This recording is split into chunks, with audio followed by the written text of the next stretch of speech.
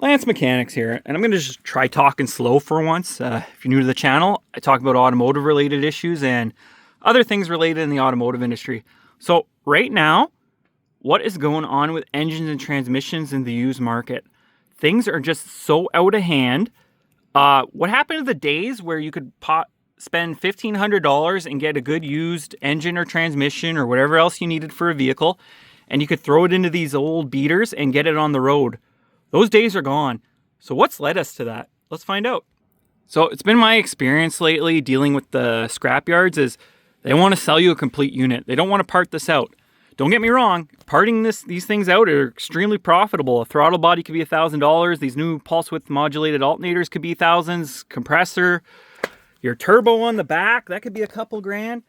They don't want to part these out now because it's a lot harder to sell an engine to a shop or a backyarder when it's missing parts. They like to have complete units. I like to have complete units. Who doesn't like complete units? It's a lot less aggravation reinstalling them into a used vehicle. That being said, I remember about 10, 15 years ago, I could call any scrapyard in my city or go online and I could find an engine for about $1,500 to $2,500. Very reasonable. Those days are gone. These units from modern manufacturers are pushing to friggin' 5 to 10 grand. And let's look at the whole Toyota situation with the Tundras. Those engines are costing 30 grand. How do you justify $30,000 for an engine in a truck?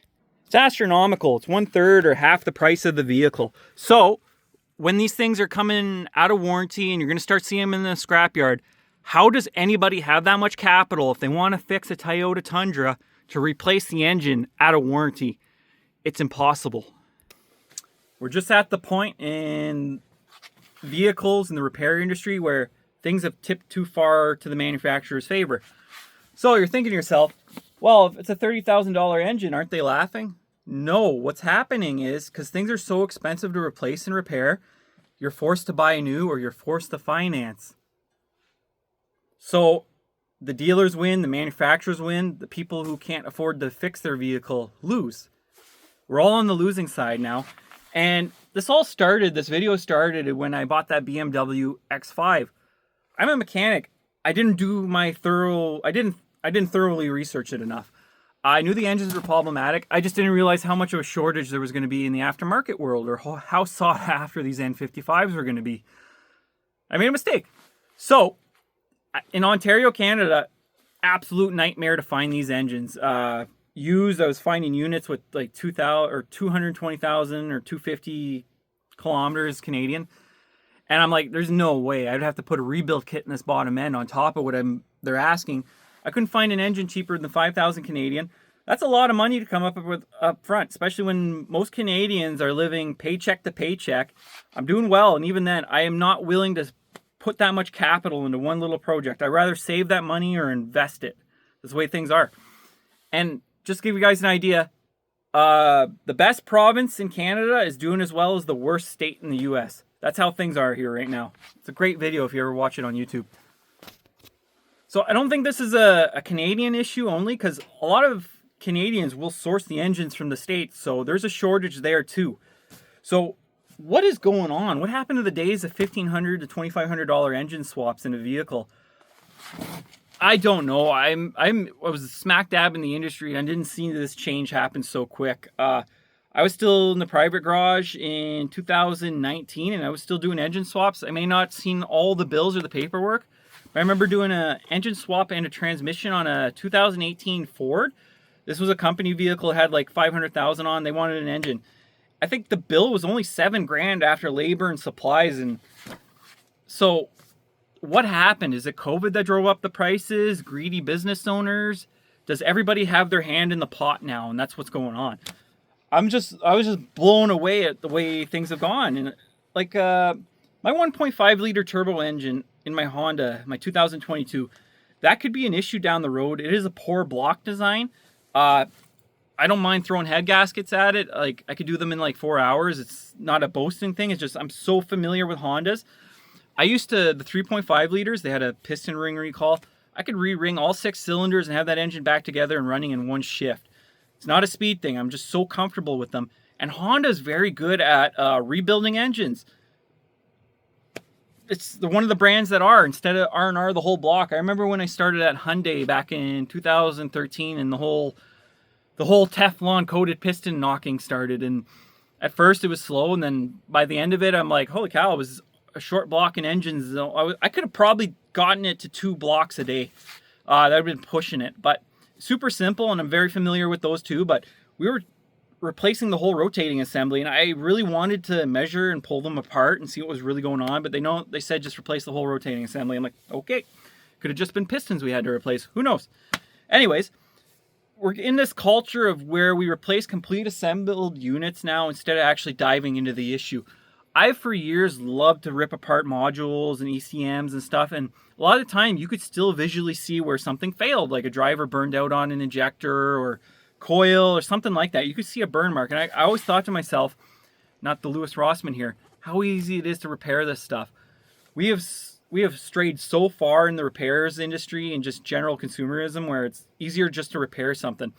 I know a guy in my city who's making a lot of money just repairing electronic backyard equipment like weed whackers, blowers, lawnmowers. People, they get scared, and he says he can repair them, and they say no, and then he just ends up with the unit. So he'll repair it and then sell it. And what a time to be alive. Oh. So where am I going with this video? That is a good question. Yeah, so where am I going? We're in a vicious cycle right now where it's just, we're being forced to buy new and finance or go that route. Here in Ontario, things rot out. Stateside, you're probably the main area. You know what we're talking about, the Rust Belt. It's hard up here.